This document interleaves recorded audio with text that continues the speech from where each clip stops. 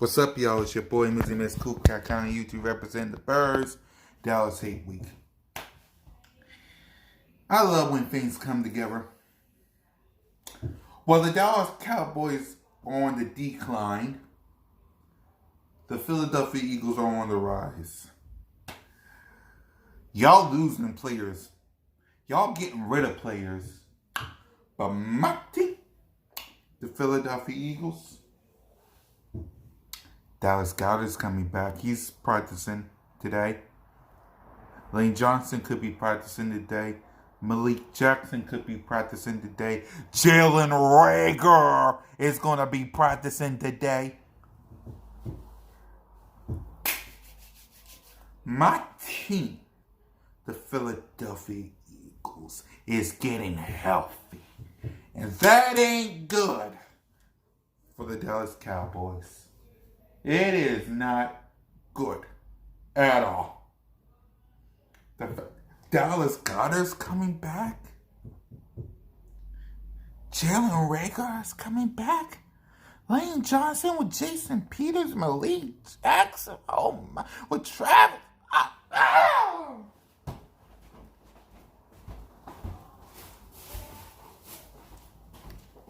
My team is getting healthy. The heck y'all doing? Everson Griffin gone. Probably going to get rid of Don Terry Poe. You got Benvenucci.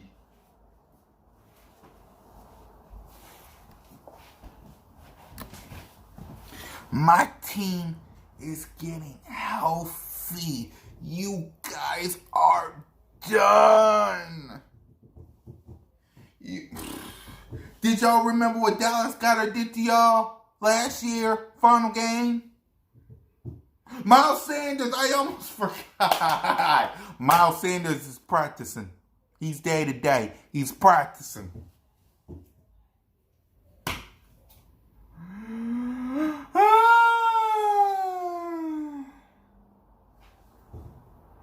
And now my quarterback is about to talk. Hold on. Carson Wentz. Yeah, I mean, I do think it.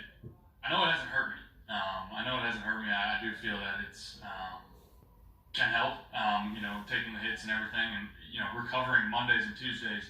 I definitely feel better and can tell a difference. So I'm thankful for the offseason that I had and that I was able to really devote myself more fully with no injuries like I've had in the past for sure.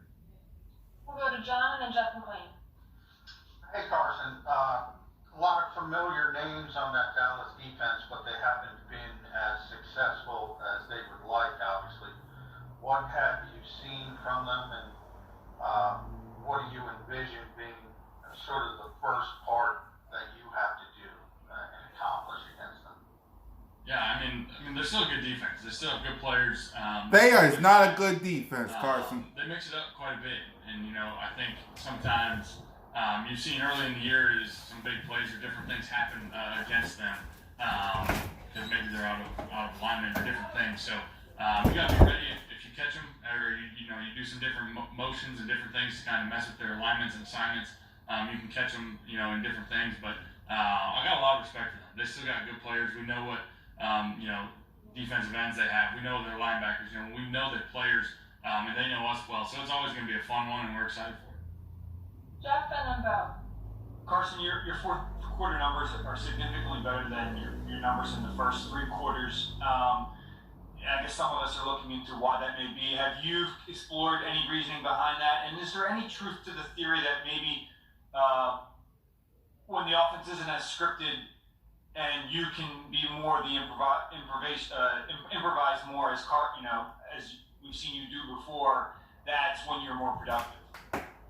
To answer the latter part of that question, being able to improvise and go off schedule is a big part of what I do and what we do as a team, and maybe 2 minute brings that about more, certain situations. I'm not sure, but we're always talking about it. We're always talking about, being off schedule and guys getting open, creating plays downfield, and I've said it time and time again, there's a lot of big plays to be had in those moments. You're going to miss some opportunities, but always talk about walking that fine line of extending plays and pushing it and just throwing it away and taking the sacks. And so sometimes in those 2-minute moments or those late in the game situations, you're willing to try and extend and try and make the plays because you're down, or you need to rally and do something. But as far as the rest, it's hard to say. It's hard to say. I think sometimes it just is the course of a game, and you start to figure out the defense. You start to understand. You make in-game adjustments and start playing quicker because you've seen the defense now for 3 quarters. You're able to read and react and make adjustments and play faster. So I think it's a combination of a lot of things. Owen and Pat Allen. Hey Carson, for the first time in that Giants game, because of the personnel you had, we saw some 4 receiver sets from the offense. How much did you guys rep that in the summer, and is there anything you like about spreading things out that way? Yeah, quite frankly, we didn't rep it much at all. Obviously we knew the tight end situation that we had coming into the year, and we knew we were going to involve those guys heavily. And but that's the NFL, and that's the nature of the season. As injuries happen, and you got to adjust, you got to make things happen on the fly. And I think with the receivers that we have, they've done a great job of knowing their assignments both in the run game and the passing game, and being able to play multiple positions. And I think it's fun. I think it's exciting, and being able to still run the ball out of those sets and keep defenses honest is a big part of what we need to keep doing going forward. Patton and Dave Zingaro.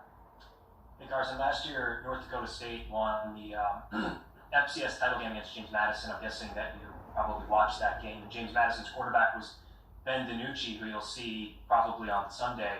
What do you know about him, first of all? And I know that you weren't thrust into action like mid-game, but I'm sure you remember what your feelings were going into your first start. So what was that whole process like that you remember? Yeah, obviously watched that game, paid attention, but as far as what I've seen out of him, I watched the defense. You only got so much time in a week, you got to scout the defense. But, going into my first game, there's a lot of nerves, excitement, a lot of different emotions, and I know you said I wasn't necessarily thrust into a game, but I had about a week to prepare. I was thrust into it, so it was kind of fast, and it happened quickly. And at the end of the day, it's still just football. That's the exciting part. Things happen faster. Windows close quicker. D-line is faster. All those things, but at the end of the day, it's still football that you've been playing since you were a kid, and you got to keep that in the front of your mind that it's still just a game and have fun. Ethan and Zach. Hey Carson, in practice this week, you'll get a few pieces back: Goddard, Rager, Jason Peters.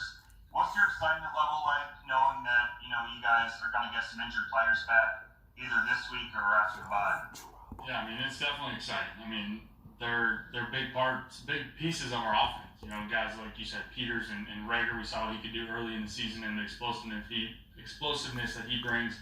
Obviously, we know what Dallas can do both in the blocking game, but also run after catch and getting open. He's one of the top tight ends in the league, and so just knowing that we're getting some of those guys back, and Jason Peters who's been doing it for a long time, whether it's this week or going forward, I think it definitely energizes the offense, and guys are excited because of what we've been able to do and how we've been in a lot of these ball games, and we just keep adding some pieces back, and we're as confident as ever. Zach and then Lex. Hey Carson, on the topic of Jalen Rager, you mentioned we've seen some of the things he can do, but really it's been a limited sampling between what you have in training camp and then 2 games this season. How much more is there that Jalen can do, and does it change the dynamic of the offense if he's in there? I think it can. I think it can change the dynamic. I think just what you can do with him in the screen game and down the field, and he's a guy that has run after catch ability. Obviously, it's been very limited, like you said. The sample size is very limited, both in the games and then in training camp. But we see it in practice. We see the explosiveness that he brings, and how he can change a game in a heartbeat. We saw it early in the Washington game on the 3rd and long play. That's just the type of guy that he is, and we're excited to hopefully get him back this week, but if not, hopefully soon. Lesson and Martin. Mike Carson. So Jason Peters returning to practice, Jordan Mailata still healthy. Who would you rather have at left tackle? Well, I don't make the decisions at the end of the day. I know that Jason Peters has been doing this for a long time, and he's been rock solid every time he's in there. And he's going to be, in my opinion, a future Hall of Famer, one of the best to do it. So, I've been very thoroughly impressed with Mailata and really all of these guys up front that have had to fill in and step in. But as soon as JP's back and healthy, I'm sure he'll be ready to go, and nothing but confidence in whoever's out there. Martin and Dama. Hey Carson, obviously, like the wide receiver position, probably like maybe a month ago was considered a weakness with so many guys being out. But like, is it kind of amazing to you like how in that short of time it's now considered probably a strength? I mean, to me, I never really considered it a weakness just because I got to see what we had in practice. I got to see what we had in training camp. I think it was more just having time to work together and building that relationship, building that chemistry, and being able to do that in game situations has been extremely valuable for us to this point. And these relationships and the chemistry and the connection with these guys is just going to keep getting better. And so I never would have called it a weakness. I think I've been excited about the skill group that we have here is super talented, and they have a lot of ability out there, and so we just got to keep growing together, and we'll keep doing that. So I'm going to go ahead and watch the presser. Y'all are done. Fly, Eagles, fly. Walk it to him, Wentz.